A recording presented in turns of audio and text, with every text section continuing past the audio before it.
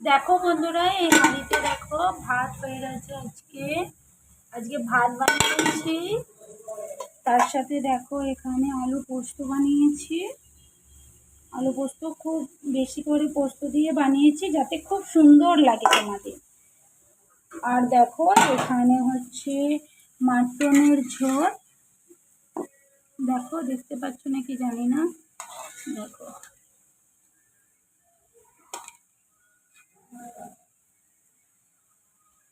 এক জামবাটি মাটনের ঝোল। আর এখানে আছে দেখো মাছ ভাজা, বেগুন ভাজা, ঘি করলা ভাজা, কুঁদরি ভাজা, আর এটা কি বলতো, ভেন্ডি ভাজা মানে ঢেঁড়স ভাজা। 5 রকমের ভাজা। আর কড়াইয়ে হচ্ছে শাক ভাজা। আর এখানে হচ্ছে দেখো পায়েস। পায়েস দেখো, এই যে আজকে হচ্ছে পায়েস। কে কে পায়েস খেতে ভালোবাসো অবশ্যই কমেন্টে জানিও। কিন্তু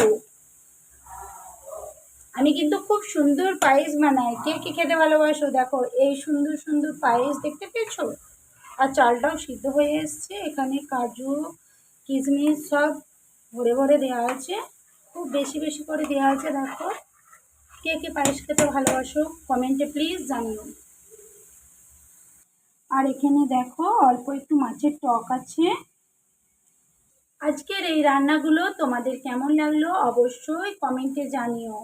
আর কার কোন খাবারটা খেতে সব থেকে বেশি ভালো লাগে সেটাও কমেন্টে জানিও বন্ধুরা।